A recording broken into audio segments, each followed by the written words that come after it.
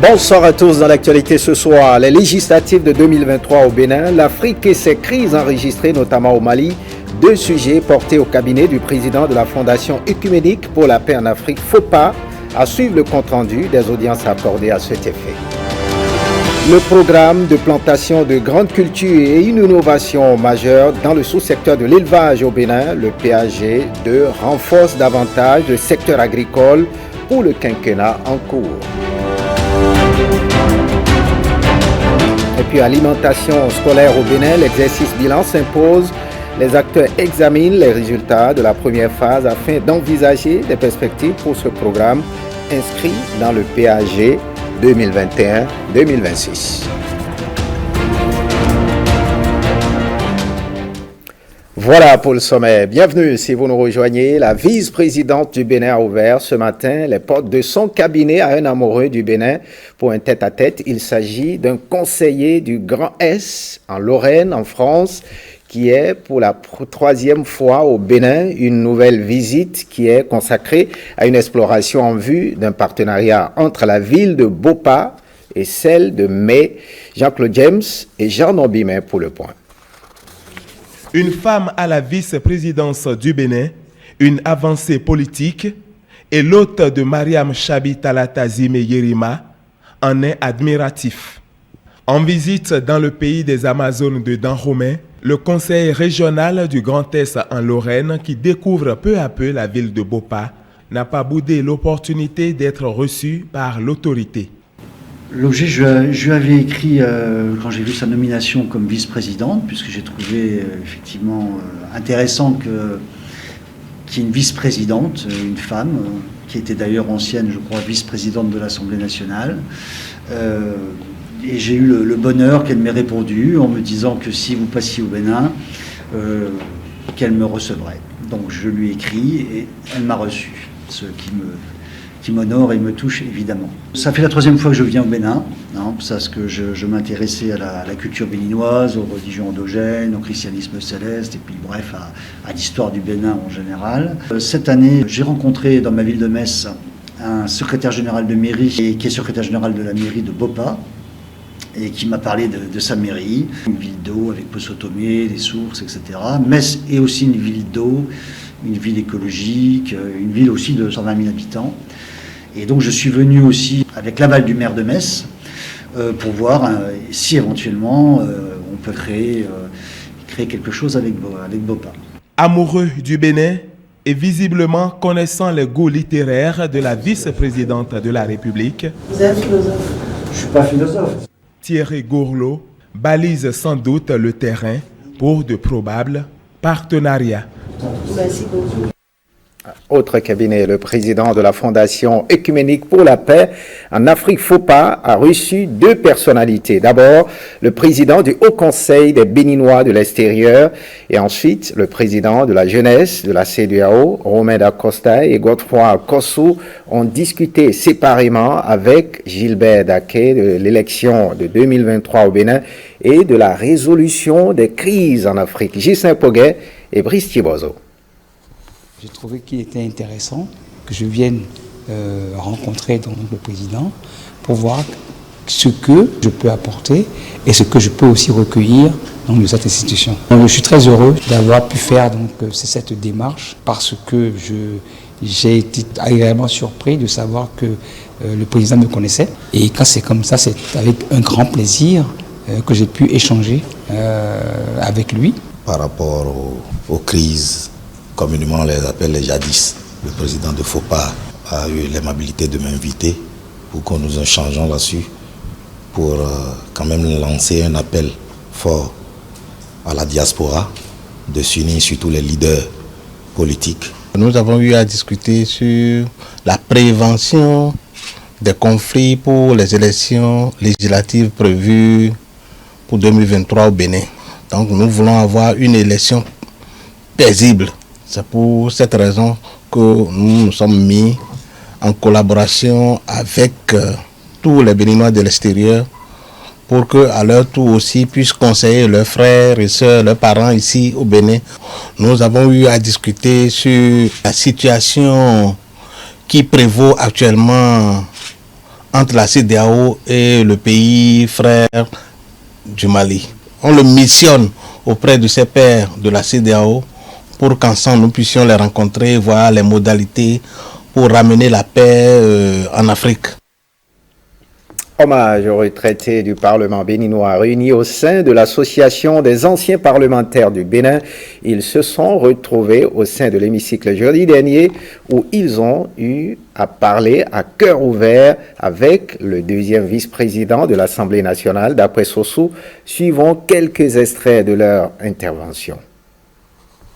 Aujourd'hui, nous avons le sentiment que c'est heureux que ce soit avec nous, que ce soit avec vous, que nous évoquions les 20 ans de vie de notre association. Que ce soit avec vous, que nous disions que notre sentiment de tout temps, c'est que nous ne travaillons pas pour nous-mêmes, nous y sommes déjà. Et nous avons toujours trouvé que nous n'avons jamais été compris. Nous n'avons jamais eu le soutien que nous attendons des députés en fonction pour dire ensemble nous préparons leur avenir. Le président de l'Assemblée nationale est d'ailleurs conscient de cette réalité. C'est pourquoi une attention que je qualifierais de particulière a été accordée à la SNAP Bénin depuis l'installation de la 8e législature. La signature, le samedi 28 novembre 2020, d'un protocole d'accord entre la SNAP Bénin et l'Assemblée nationale du Bénin n'est pas un non-événement. Cette démarche est la preuve tangible que nous avons un œil sur votre fonctionnement. Voyons à présent ce festival international de Porto Novo. Une semaine après son déroulement, on fait le bilan des acquis. Parmi les activités phares, il y a ce forum scientifique, restitution des patrimoines du Bénin, recherche en provenance, densification et transmission de savoir. Selon le maire de Porto Novo, le colloque vient apporter une réponse à la gestion des biens culturels du Bénin après leur restitution par la France. Charles Yankoti est au micro de Firmin Bassao. Le président, dans son amour pour sa patrie, a tout fait pour que les biens qui sont nos biens culturels, une partie de ces biens retourne au pays, ce qui est une première dans le monde. Avec ce colloque, tous ceux qui sont en charge de ces rapatriements, de ce processus dans ces différents pays, étaient aussi au colloque, parce qu'ils étaient intéressés par l'après-restitution. Et c'est un colloque qui s'est donné comme principale tâche de réfléchir sur comment est-ce que la gestion des biens restitués va se faire après. Le fait de réunir les éminences grises des universités européennes, africaines et américaines montre combien la restitution des biens culturels est une question qui préoccupe les intellectuels de ces différentes universités et la gestion de ces biens restitués. Donc les actes du colloque que nous attendons, c'est vrai que ça ne viendra pas de suite. Nous avons demandé aux différents responsables qui ont conduit les travaux du colloque que nous ayons d'abord les conclusions du colloque en attendant que les actes du colloque nous viennent et ne soient transmis à l'autorité, au chef de l'État, pour qu'une exploitation efficiente puisse en être faite. C'est donc dire que le colloque du Festival de Porto Novo est également bénéfique pour la nation. Passons à présent à cette interrogation. Le Festival international de Porto Novo sera-t-il désormais biennal ou annuel? La question alimente les débats après le succès enregistré par le comité d'organisation de ce grand rendez-vous culturel qui s'est déroulé du 2 au 10 janvier dernier à Porto Novo. Nous avons interrogé à ce sujet le maire de la ville capitale pour en savoir davantage. Il est au micro de Firmin Bassao. Depuis quelque temps, nous avons constaté un désintérêt des partenaires qui n'accompagnent plus comme cela se doit le succès que ce festival a donné. Et la satisfaction populaire qui a été constatée, ont vite fait réagir et les populations, les concitoyens qui ne veulent pas du tout entendre parler de biennale. Ils veulent que chaque année le festival s'organise pour plusieurs raisons. Les piliers essentiels du festival, que sont la fête de Vodou et la fête de l'Épiphanie, les gens estiment que c'est chaque année que ça se passe. Comment est-ce que ces fêtes se feront chaque année et que nous voulons donner un caractère biennal au festival? Et que voulons-nous que les gens fassent les années où on n'aura pas à faire le festival? Une première raison. Une deuxième raison, on estime que si nous voulons vraiment que le festival révèle davantage la ville, révèle tous ses atouts touristiques, on n'a pas de raison à entrecouper le festival. Il faut que ce soit en continu pour que l'habitude reste au niveau des touristes, pour que les gens sachent que vraiment, et même en dehors de la période, là, on peut venir à Porto-Novo, mais pendant cette période, il y a quelque chose qui se passe à Porto-Novo. Et donc, nous saisissons votre canal que vous nous offrez pour remercier le gouvernement, remercier le président de la République, qui a fortement soutenu le festival de cette année, qui s'est personnellement impliqué. Nous remercions nos différents partenaires qui ont cru en nous, et malgré le délai très court, et qui nous ont accompagnés. Autre actualité ce soir, des actions majeures en perspective pour le secteur agricole dans le PAG2. Dans ce document quinquennal sont notamment consignés le programme de plantation de grandes cultures et un nouveau type d'élevage. Le secteur agricole se renforce davantage avec ce nouveau plan de gouvernance. La présentation est faite par le ministre de l'Agriculture, de l'Élevage et de la Pêche. Regardez. En tenant compte des quelques faiblesses que nous avons observées. Il ne parle que le langage des records. Le secteur agricole béninois, avec sa filière coton, a marqué l'Afrique ces 5 dernières années. La thérapie des réformes impulsées par le PAG1 a permis au Bénin de tirer le maximum de ce secteur qui, jadis, croulait sous le poids de la mauvaise gestion. Le PAG1 a sonné le réveil du secteur agricole au Bénin et le PAG2 annonce des actions fortes. La mise en œuvre du programme de développement des grandes plantations, des grandes cultures, oui, c'est la première et grande innovation ici. La promotion d'un nouveau type d'élevage, un type d'élevage qui devient plus rentable à l'éleveur, un type d'élevage qui apporte plus de sécurité. Nous allons mettre en place un programme national de mécanisation agricole et de la petite irrigation. Enfin, je pense que la maîtrise de l'eau pour des fins agricoles, l'irrigation, les aménagements hydro-agricoles constitue un deuxième projet d'envergure pour le PAG2. Le secteur agricole dresse ainsi le lit au PAG2 pour un séjour quinquennal fructueux. Actuellement, 12 000 hectares ont été étudiés et feront l'objet d'aménagement. 8 000 autres hectares seront faits dans les pôles, disons dans les bassins du fleuve Niger, dans les bassins du Moro et pourquoi pas dans le bassin de l'Ouémé. De grâce, il s'agit d'identifier aussi des porteurs de ces programmes pour que les champs aménagés puissent être exploités, suffisamment exploités et donner le potentiel qu'il faut. Des innovations majeures interviendront davantage dans ce secteur pour sécuriser les acquis. La création d'une agence de gestion des grandes plantations, cela est évident, mais de deux, un office qui doit pouvoir gérer les plantations, les fermes d'État, les fermes semencières, pour nous garantir que nous sommes en une sécurité relative pour pouvoir aller loin dans la production. Dans tous les cas, le PAG2 c'est ouvert pour nous tous. Je vous invite à l'agriculture. Allons au champ. La terre ne ment pas. Le PAG2, document boussole de gouvernance, se porte garant.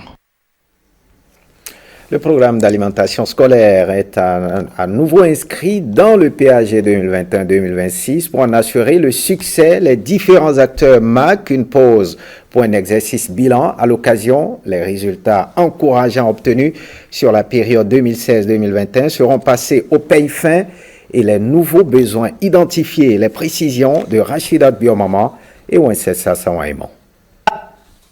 2 jours durant, acteurs gouvernementaux, sociétés civiles, partenaires techniques et financiers vont analyser les acquis de la phase 1 du programme d'alimentation scolaire, dégager les insuffisances, identifier les besoins en renforcement de capacités nationales. Les cantines scolaires, c'est un domaine qui est assez complexe et qui demande que chaque fois nous puissions nous retrouver pour voir qu'est-ce qu'on peut faire, qu'est-ce qu'on peut adapter, et comment on peut avancer et que peuvent faire les uns et les autres. En réfléchissant aujourd'hui, nous sommes en train de poser des pas pour que le programme soit le plus durable possible. C'est ainsi que le plan stratégique par pays du PAM au Bénin 2019-2023 définit clairement le programme national d'alimentation scolaire comme une priorité stratégique clé et s'engage à renforcer les capacités institutionnelles pour permettre à terme un transfert de compétences au gouvernement. La couverture du programme d'alimentation scolaire passe de 51% à 75% à partir de 2022. La qualité des travaux du présent atelier devrait soutenir cette ambition du gouvernement. Je compte sur la qualité des réflexions des uns et des autres pour une bonne contribution à l'amélioration et la mise en œuvre d'un plan de renforcement de capacité dans le cadre du programme national d'alimentation scolaire intégré afin d'en assurer la durabilité. Avec cette phase 2 du programme d'alimentation scolaire, le programme alimentaire mondial et le gouvernement tiennent là leur pari, celui d'offrir encore plus de repas aux enfants du Bénin en boostant l'économie locale. Une loi sur l'alimentation scolaire devrait bientôt voir le jour pour sa pérennisation. Voyons ce remise de parchemin aux étudiants en secrétariat bureautique du Centre de formation en informatique et en technique de gestion documentaire. La cérémonie s'est déroulée au ministère du Développement et de la Coordination de l'action gouvernementale. Deodatosa, Géniela Foda, Monsieur Boka et Ernest Tegou pour plus de détails. 48e promotion du Centre de formation en informatique et en technique de gestion documentaire. Centre rattaché au ministère du Développement et de la Coordination de l'action gouvernementale. Ils sont au total 53 étudiants à recevoir leur diplôme de fin de formation. Contrairement aux promotions précédentes, aucun apprenant de la 48e promotion n'a subi les épreuves de la seconde session. Les mentions se présentent comme suit. Très bien, 8 apprenants, soit 15,10%. Bien, 36 apprenants, soit 67,92%. Assez bien, 9 apprenants, soit 16,98%. Ce tableau synoptique montre que cette promotion a donné des résultats satisfaisants. Ces résultats témoignent du sérieux et de la rigueur qui ont prévalu tout au long de ces 12 mois de votre formation. Je me réjouis donc de cette prouesse de votre promotion et tiens à vous adresser toutes mes félicitations et celles du ministre d'État empêché. Ces nouveaux secrétaires bureautiques ont bénéficié d'une année de formation, une année au cours de laquelle ils ont renforcé leurs capacités en matière de gestion administrative. Conduite par un collège d'enseignants chevronnés, très expérimentés et à l'écoute des apprenants, cette formation a la particularité d'offrir aux récipiendaires de ce jour l'accès direct au concours de recrutement de la fonction publique. Bientôt le démarrage des activités pédagogiques de la 49e promotion pour cette école, vieille de plus de 30 années. Direction le Septentrion. La ville de Parakou fait face depuis plusieurs années à de nombreux cas d'accidents. Cette situation inquiète les fils et les filles de cette ville du Nord Bénin. C'est dans ce cadre que le réseau Ousmane Traoré a organisé ce week-end une séance de prière autour du roi de Parakou. Dignitaires religieux, sages, notables, femmes et jeunes ont supplié Allah pour sa miséricorde sur leur ville. Le reportage de Enoch Onkwati.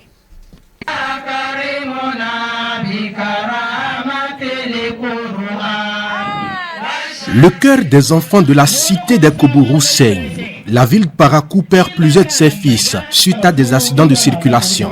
Face à ces cas répétés d'accidents mortels, le réseau Ousmane Traoré et les forces vives prient pour une cité sans événement tragique. Nous avons fêté la nouvelle année 2022. Nous avons souhaité la paix, nous avons souhaité la quiétude, nous avons souhaité le bon vivre pour tous les Béninois. Mais force est de constater qu'il y a des accidents qui se répètent, surtout dans la ville de Parakou. Et l'Europe, dans sa dimension sociale, a pensé, n'est-ce pas, organiser une séance de prière pour voir si les membres de nos ancêtres, le Seigneur Dieu Tout-Puissant, peut aussi écouter nos prières pour pouvoir diminuer un peu ce genre de choses. Plus d'une semaine après celui qui est survenu à Baye-Rou, dans le 1er arrondissement, avec plus d'une dizaine de morts, la douleur est encore vive et perceptible. C'est le moment pour nous de rendre un vibrant hommage aux vaillants citoyens de la cité des Kourou, ayant perdu l'âme dans cette catastrophe. Condoléances les plus attristées aux familles éplorées. Chère Majesté, roi de Parakou, représentant de nos ancêtres, chers hauts dignitaires de la commune de Parakou, vous êtes le garant principal de notre culture endogène. De ce fait, vous avez un rôle très important à jouer dans cette mutation globale que nous subissons. Chers usagers de la route, chers jeunes, c'est l'instant pour nous de revoir notre copie en circulation. N'attendons pas que le pire arrive avant de changer. Un bœuf immolé en sacrifice pour supplier Allah, le très miséricordieux, pour que de tels drames ne se reproduisent plus dans la commune de Parakou en particulier et au Bénin en général. L'Organisation internationale d'Arrêt Aide, en collaboration avec l'Agence nationale de protection civile, a procédé à la remise de bacs motorisés aux communes les plus touchées par les inondations de 2021. La cérémonie s'est déroulée ce lundi sur l'ancien site de dragage de sable lagunaire, ici à Akogbato. Les détails avec Génia Lafoda, Monsieur Boka et Igor Ayoso. 8 barques motorisées et des équipements de bord offerts aux communes les plus touchées par les inondations de 2021. Ce don est le fruit d'un partenariat entre l'Organisation internationale Direct Aid et l'Agence nationale de protection civile, ANPC. Chacune de ces barques motorisées est dotée du matériel de sauvetage, dont les gilets de sauvetage, des boîtes à pharmacie et des extincteurs. En effet, cette œuvre trouve essentiellement sa motivation dans la contribution à la réduction des cas de naufrage dus à la précarité des moyens de transport fluviaux lagunaires des populations vivant dans les zones rurales. La remise de ces équipements s'inscrit dans le cadre de la poursuite de l'opération d'assistance humanitaire au profit des sinistrés des inondations de 2021. L'objectif poursuivi est de renforcer ici les capacités de transport fluviaux lagunaire des dites communes et par ricochet de réduire sensiblement les cas de surcharge de bacs pour prévenir les chavirements mortels sur nos cours d'eau. Nous voulons ici, tout en remerciant l'Organisation internationale Direct Aid, qui œuvre aux côtés de nos communes pour accroître leur capacité de résilience, appeler d'autres organisations internationales à leur emboîter le pas. Car la question de la protection civile nous engage tous. Les communes bénéficiaires de ce geste humanitaire sont Ahozon, Ouida, Savé, Adjoum, Banikwara, Kome et Ouessé. Parlons à présent de ce style qui fait son grand retour, la pièce à avoir dans sa garde-robe, le Jean Boys Friends. C'est un style des années 80 qui fait son grand retour dans la mode. Florence Bossa, Jean Nobimet et Jules Akoikou sont allés à Misebo où les Jean Boy Friends s'arrachent comme de petits pains. Regardez. Jeans Boy Friends, tout est dans le charme du nom, car ce style vestimentaire en vogue dans les années 80 à 90 connaît un retour de flamme. Ici, dans le grand marché des friperies de Misebo, loti au cœur de Cotonou, la vente et l'achat de ces Jeans Boy Friends sont devenus une course d'endurance. Jean Boy Friend, d'abord à l'origine, c'est un jean que nos parents avaient utilisé.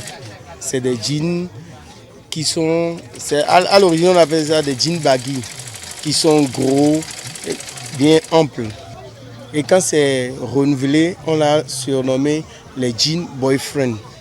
Il y a des jeans boyfriend qui n'ont pas de stretch, qui sont bien durs, c'est-à-dire qui n'ont aucun collant. Il y en a qui ont des collants. Il y en a qui sont bien longs, il y en a qui sont en pentacou, c'est-à-dire qui sont 3 quarts. Il y en a en bas évasé et en bas normal. Un style très ample, tout particulièrement prisé par les jeunes filles pour son confort et sa révélation très vintage s'il est bien accompagné. Les jeans boyfriend sont plus amples, ça se tient pas, tu es relax et puis tu es dans la tendance quoi. Je suis trop à l'aise dedans. Et bien on peut porter des jeans boyfriend pour aller n'importe où, restaurant, ça dépend, tu mets un talon sur ça, un joli haut, n'importe où. Je suis à l'aise dedans, et quand on porte ça, on n'a plus besoin de mettre des fichis ou quoi pour monter sur zème et tout. Quand je suis à l'aise, je me sens bien là-dedans. Ça ne sert pas, tu es libre. Né de l'envie irrépressible de piquer le jean de son amoureux, le jeans boyfriend est aujourd'hui une pièce incontournable à la tendance de la mode. Ces derniers peuvent être portés sur un t-shirt féminin ou une blouse avec une ceinture et une paire d'escarpins.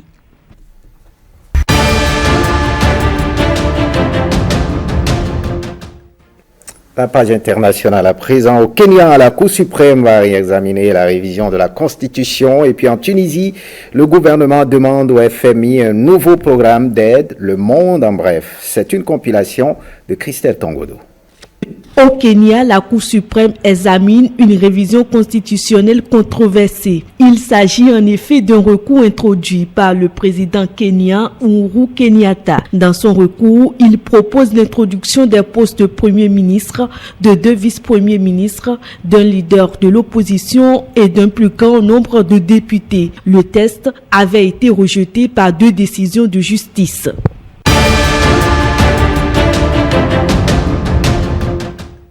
En Tunisie, dès sa formation en octobre dernier, plus de 2 mois après le coup de force du président Kais Saied, le gouvernement a demandé au Fonds monétaire international un nouveau programme d'aide. Le pays connaît sa plus grande récession depuis l'indépendance en 1956, en cause principalement la pandémie de Covid-19, mais pas seulement, souligne le FMI. Le taux de chômage dépasse les 18%. Le Fonds monétaire international préconise aussi d'accompagner une refonte du système des subventions par des mécanismes de compensation à destination des populations plus défavorisées. Les autorités tunisiennes se disent optimistes pour la possibilité d'un accord du FMI avant la fin du premier trimestre 2022.